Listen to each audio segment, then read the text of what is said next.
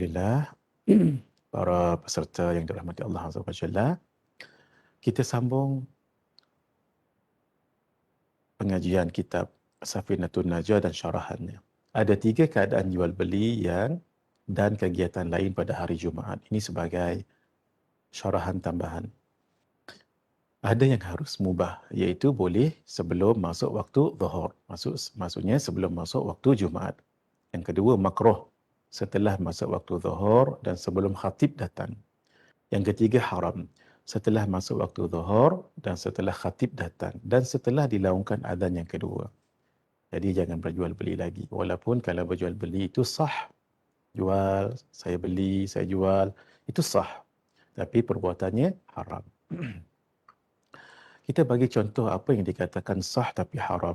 Bukankah bila haram mesti tak sah? Tidak semestinya. Macam tadi itu ya.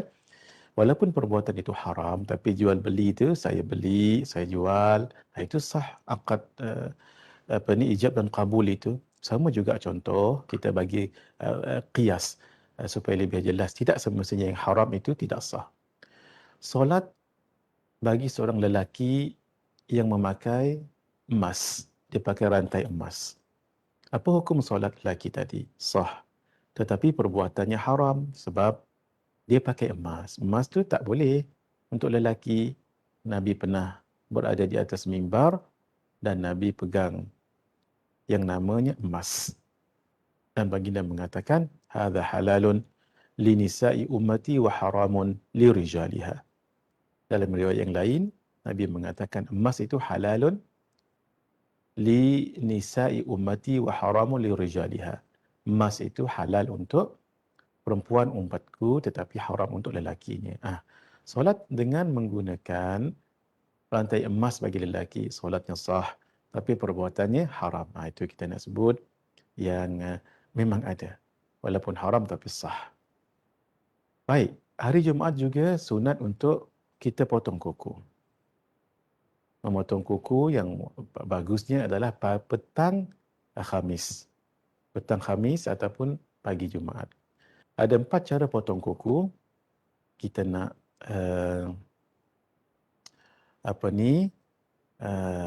bagi tahu dan kita nak tunjukkan hari ini. Cara pertama memotong kuku, jari tengah dahulu, sebelah kanan. Saya tunjuk cara berdoa begini supaya senang kita nak hafal. Tapi kalau nak potong nanti terpulang, tetapi cara nak ingat jarinya dengan cara berdoa. Yang pertama sekali jari tengah. Yang kedua jari kelingking. Ketiga jari ibu. Perasan tak ini berselang. Selang. Jadi jari tengah dulu, selang. Selang satu jari tu, masuklah jari kelingking. Kemudian jari ibu, selang lagi sebelah sana tu. Jari manis, jari telunjuk. Kanan dulu, bawalah kiri. Tangan kiri ya. Sama juga tengah, sama juga kelingking, ibu, manis dan telunjuk. Ini berdasarkan hadis Nabi SAW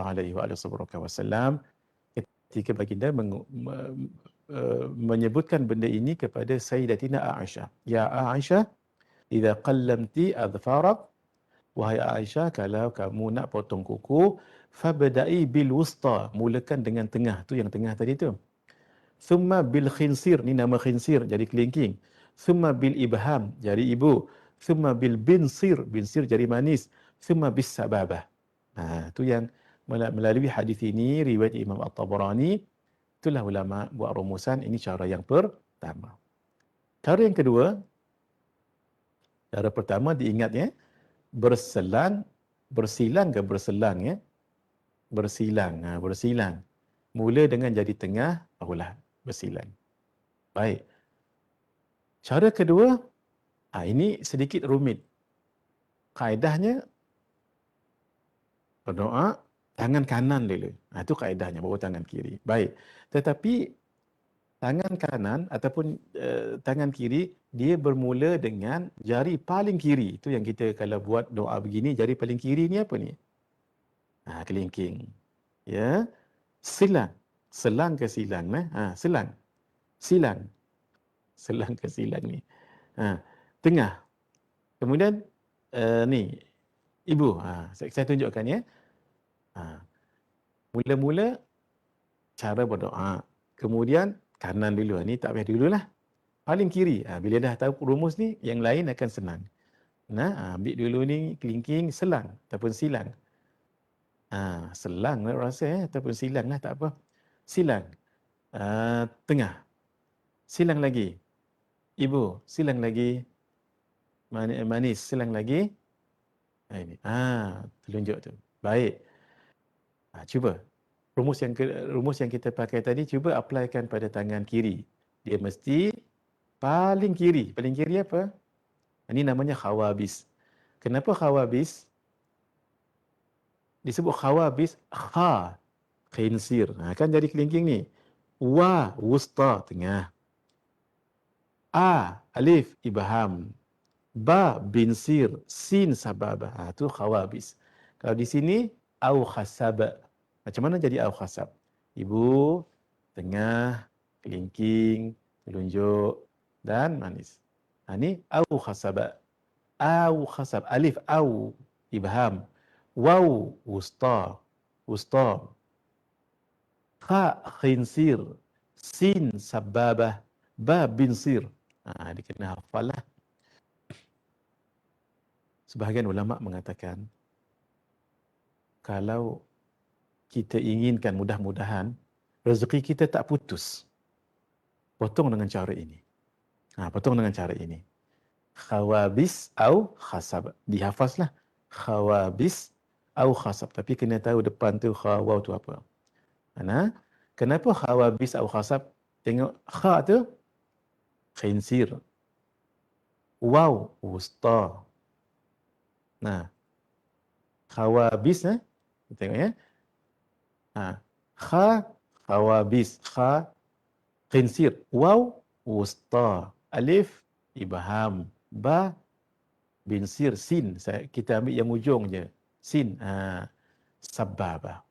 Ini sama juga. Au khasab. Alif, ibham. Waw, wusta. Kha, khinsir. Sin, sababah. Barulah ba. Di dalam beberapa kitab sebut, kalau kita nak rezeki kita panjang, rezeki kita tak putus-putus, beginilah caranya. Dihafazlah. Baik. Ini cara yang kedua. Cara ketiga, mengikut Imam Al-Ghazali, cara supaya kita ingat begini juga, tapi tak berselang. Tak bersilang, dia berturutan. Tapi kena ingat, berturutan ini jari telunjuk dahulu. Telunjuk dahulu kanan, seterusnya sebelahnya tak bersilang ya. Tengah, manis, kelingking. Oleh kerana dia bertemu kelingking dengan kelingking, terus kelingking kiri, manis, tengah, telunjuk, ibu. Barulah last, ibu, kanan. Boleh? Itu cara Imam Al-Ghazali. Cara Imam Nawawi sama dengan cara Imam Al-Ghazali, tetapi yang nombor 4 dengan 5 tu, selepas 4 patah. Selepas nombor 4, selesaikan 10 dulu. Maksudnya selesai yang kanan. Imam Ghazali begini. Bersambung terus. Imam An-Nawawi selesaikan kanan dulu. Kemudian barulah macam biasa. Begini caranya, cara yang keempat ya. Ini cara Imam Al-Ghazali. Saya tak tahu tuan-tuan sempat screenshot ke tak ni.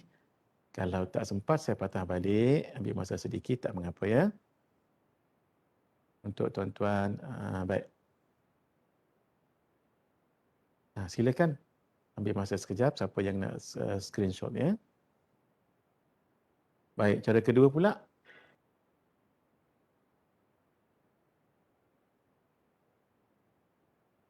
Baik, itu cara kedua.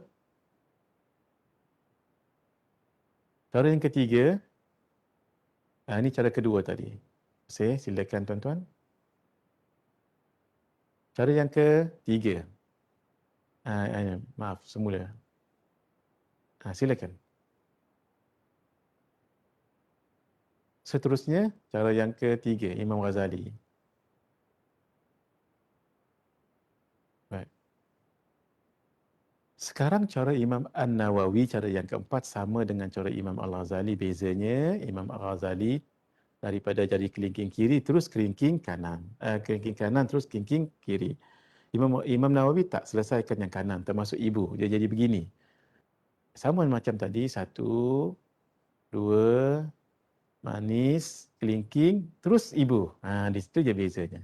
Kalau Imam Ghazali tadi kan sebelah kiri, barulah sambung yang kiri, kelingking, manis, tengah, telunjuk dan ibu. Ini cara Imam An-Nawawi. Silakan dulu tangkap gambar dulu ya. Baik. Bagaimana pula dengan kaki? Kaki ini senang saja. Bermula dengan kaki kanan, jari ataupun kuku untuk jari kelingking. Kelingking ke kita panggil ibu kaki ni, tak tahu saya ya. Yang penting daripada kanan bawa sampai ke kiri, ikut berturutan gitu je. 1, 2, 3, 4, 5. Terus 6, 7, 8, 9. Ni. Tak pandai nak sebut kelingking ke apa. Kalau tangan boleh kita sebut kelingking ke tau. Ni. Silakan tuan-tuan. Ini cara untuk potong kuku kaki. Biar kita berpedoman dalam Islam ini, ya pasti ada pedoman. Sama ada daripada Quran, hadis ataupun daripada ulama-ulama yang memaham Quran dengan hadis. Alhamdulillah ya. Baik. Terus sahaja bismillahirrahmanirrahim. Pasal ke-47. Rukun khutbah. Kita bicara hari Jumaat dan yang berkaitan dengannya. Faslun arkanul khutbataini khamsatun.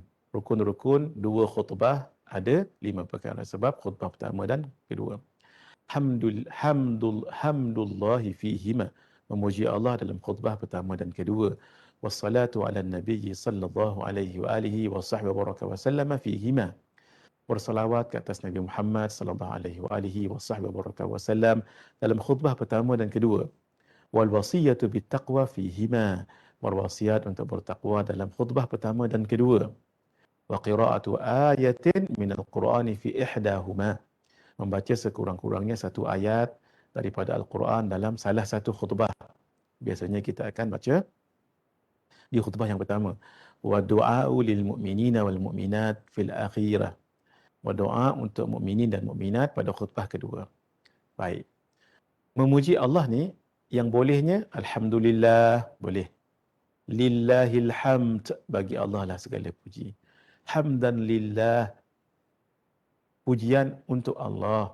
Ana hamidun lillah, aku memuji Allah. Tapi yang tak boleh, la ilaha illallah, itu tahlil namanya, bukan puji, bukan tahmid, bukan hamdalah.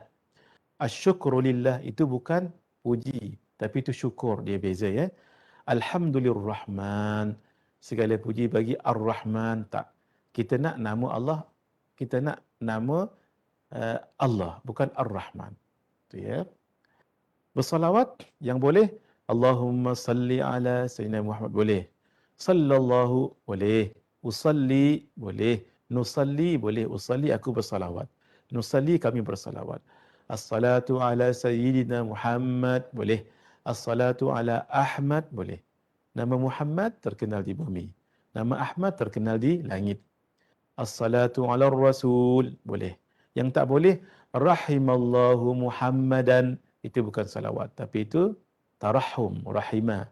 Semoga Allah merahmati. Walaupun sebenarnya salawat tu, salawat Allah kepada Nabi merahmati, tapi kena juga pakai sirah salawat. Jangan sirah tarahum, rahimah, tak boleh. Sallallahu alaihi, itu pun tidak. Sallallahu alaihi, dia kena sallallahu ala Muhammad atau ala Sayyidina Muhammad. Menjawab salawat dengan salawat, menjawab salawat dengan bersalawat. Ketika khatib membaca khutbah dengan suara perlahan dibolehkan, bahkan dapat menjadi sunat. Yang boleh kita berwasiat, usikum bitaqwallah, aku berwasiat pada kamu untuk takwa pada Allah, ataupun ati'allah wahdharu iqaballah, taatilah Allah dan berjaga-jagalah kamu dengan azab daripada Allah. Itu boleh. Baik. Ayat Al-Quran dalam salah satu khutbah, membacanya dengan sempurna. Maksud dengan bertajwid. Difahami dengan membacanya sehingga habis ayat. Jika tidak, panjang. Jika panjang, tidak mengapa membaca sebahagiannya mengikut Imam Ibn Hajar sekerat, tidak seluruh ayat. Berbeza dengan pandangan Imam Ar-Ramli, mesti ayat itu dibaca satu ayat. Sebab yang namanya satu ayat. Gitu ya, boleh ikut mana-mana pendapat. Afdal dilakukan dalam khutbah yang pertama. Afdal. Doa sunat menyebut kaum mukminah, mukminina wal mukminat boleh, dan berdoa untuk pemimpin orang muslimin dan tentera mereka. Boleh. Sebab tu kita selalu dengar kalau di Semenanjung ni yang di Pertuan Agong, kalau di Sabah yang di Pertua Negeri Sabah, boleh ya. Dan pemimpin orang muslimin dan tentera mereka. Pemimpin orang muslimin supaya dia jaga kita dengan elok, jaga agama dengan baik. Berdoa untuk sultan adalah diharuskan. Boleh ya? Syarat sah khutbah. Faslun syurutul khutbataini 'asharatun. Syarat-syarat sah dua khutbah ada 10 perkara. At-taharatu 'anil hadatsaini al-asghari wal akbar. Suci daripada dua hadat kecil dan besar. Wat-taharatu 'anil najasati fi thawbi wal badani wal makan. Suci daripada najis pada baju iaitu pakaian, badan dan tempat berkhutbah. Wa satrul aurah, menutup aurah. Wa al-qiyamu 'alal qadir, berdiri bagi orang yang mampu. Orang yang sakit boleh duduk. Wal julusu bainahuma fawqa tuma'ninatis salah. Duduk di antara dua khutbah lebih lama dari qadar tuma'ninah dalam solat. Contoh, dia duduk subhanallah, dengan qadar subhanallah dah boleh angkat dah. Tapi kita di Malaysia ni kita ada doa yang dibaca oleh Bilal. Baguslah tu. Wal muwalatu bainahuma, muwalat di antara dua khutbah pertama dan kedua. Wal muwalatu bainahuma wa bainas salah, muwalat antara dua khutbah dengan solat, terus tak boleh panjang dalam masa. Wa antakuna bil arabiyyah, hendaklah rukun-rukun khutbah itu dibaca dalam bahasa Arab. Wa ayusmi'aha arba'in, hendaklah rukun-rukun khutbah itu didengar oleh 40 orang. Ya. Dia wa ayusmi'aha arba'in. Dia memperdengar, asal terjemahannya memperdengarkan dia 40 orang. Maksudnya suara tu didengar 40 orang. Wa antakuna kulluha fi waqti dhuhri. Hendaklah khutbah tersebut semuanya dilakukan dalam waktu zuhur. Mari kita lihat. Suci daripada hadat besar, hadat kecil. Jika khatib terbuang angin, kentut, ketika khutbah dia hendaklah memberhentikan khutbahnya, turun beruduk dan mengulang khutbah daripada awal. Kalau tak ada orang lah. Kalau ada orang lain, boleh isyaratkan. Ganti ke tempat dia. Baik. Najis yang sedikit seperti setitik darah dimaafkan. Maksud tempat berkhutbah ialah mimbar, iaitu tempat yang bersentuhan dengan pakaian, tangan dan kaki khatib. Macam dalam solat, kita ingat tak? Tempat solat maksudnya tempat kita berdiri tu, tapaknya tu, tempat yang kena bila kita sujud di situ. Itu. Bukan keseluruhan tempat itu. Katalah dekat mimbar tu. Di sini dia tak cicak. Maklum saja, maaf ya. Kadang-kadang mimbar dah lama, surau yang dah lama. Banyak tak cicak kat situ. Di mimbar tu. Kadang di bawah pun ada juga. Tapi tak kena dengan khatib. Sah ya. Boleh. Berdiri. Jika tidak mampu, khutbah boleh dilakukan dengan duduk. Jika tidak mampu, juga berbaring. Tetapi afdal digantikan oleh orang lain. Tapi takut mungkin di tempat tu syekh itu seorang saja yang faham agama, yang lain kurang. Itulah keadaannya, boleh walaupun dengan duduk atau berbaring. Afdal duduk dengan kadar membaca surah Al-Ikhlas, agak panjang. Minimumnya subhanallah, itu minimum. Malah sunat khatib membaca surah Al-Ikhlas ketika duduk. Para asatidzah, sahabat-sahabat kita yang ustaz yang berkhutbah, bacalah surah Al-Ikhlas. Kalau imam baca doa di bawah, kita aminkan, itu lebih baik. Apabila tidak duduk, ia hanya dihitung satu khutbah. Jaga-jaga tu. Kedua khutbah mestilah tidak terpisah dalam tempoh masa mengerjakan 2 rakaat ringan lebih kurang 3 minit. Ini sama dengan solat jamak taqdim. Solat jamak taqdim ya. Baik. Qadar antara selepas khutbah kedua, lepas dia khutbah dan takbiratul ihram sembahyang Jumaat Cukup untuk mengerjakan 2 rakaat ringan. 2 rakaat ringan. Lebih kurang 3 minit juga. Turun daripada khutbah tu ya, daripada mimbar, nak mengimami solat. 40 orang ini termasuk khatib yang mendengar khutbah tadi. Imam Al-Qalyubi mengatakan tidak memberi kesan, maksudnya tidak batal bilangan 40 itu jika ada yang tertidur. Yang penting agak-agak bila duduk kat situ, memang sampai suara tu pada orang yang tidur tadi tu. Jika orang tuli atau duduk jauh sehingga tidak mendengar rukun-rukun khutbah, maka mereka tidak terhitung dalam jumlah 40 orang itu. Orang yang tuli, orang yang pekak. Kena carilah orang yang lebih. Orang yang mendengar khutbah itu tidak disyaratkan dalam keadaan suci. Mungkin dia tak berwuduk lagi tapi dengan khutbah dikira juga. Tidak semestinya tertutup aurat. Orang yang mendengar khutbah itu tidak disyaratkan dalam keadaan suci, tertutup aurat. Berada di tempat sembahyang tak semestinya. Mungkin di luar sembahyang. Di dalam kampung atau atas bangunan. Atau batas bangunan. Amalan selepas salam hari Jumaat. Ini kita hari Rabu ni kan. Ingatlah sama-sama. Jangan rongkaikan kaki. Ini kalau boleh dilakukan elok. Sebab itu saya kalau hari Jumaat, kalau khutbah saya jarang jadi imam. Sebab saya nak amalkan yang ini. Kalau boleh diamalkan sangat bagus. Usahakan. Jangan dirongkaikan kaki. Assalamualaikum warahmatullahi. Assalamualaikum warahmatullahi. Jangan dirongkaikan kaki. Tetap dalam keadaan tahiyat akhir. Duduk tawaruka, siapa yang duduk iftirash. Macam mana dia duduk tahiyat akhir, jangan dirongkaikan. Kekal duduk tahiyat akhir tadi keadaannya. Baca 7 kali setiap satu apa? Al-Fatihah 7 kali. Al-Ikhlas, Al-Falaq, An-Nas. Setiap satunya 7 kali. Mudah-mudahan diampunkan dosanya yang telah lalu dan akan datang. Yang kecil, dosa kecil. Diberikan pahala seramai orang yang beriman kepada Allah dan Rasulnya. Dijanjikan akan dijauhkan daripada keburukan sehingga Jumaat akan datang. Ini macam satu berita gembira lah. Dalam riwayat yang lain sebelum dia berkata-kata. Maksudnya lepas salam jangan berkata-kata. Dia pelihara baginya agamanya, dunia, keluarga dan anaknya. Selepas itu baca 4 kali ini. Lepas kita baca 7 kali tadi, Allahumma ya ghaniyyu ya hamid ya mubdi'u ya mu'id ya rahimu ya wadud aghnini bihalalika an haramik wa bi ta'atika an ma'asiyatik wa bi fadlika amman siwak. Siapa yang baca ni dikayakan Allah dengan rezeki yang tidak disangka-sangka. Kita ijazahkan amalan ini kepada tuan-tuan, termasuk juga yang muslimat. Sebab ada setengah masjid, saya teringat waktu belajar dulu kami di UIA, memang ada juga jemaah muslimat sebab kami ada 3 tingkat.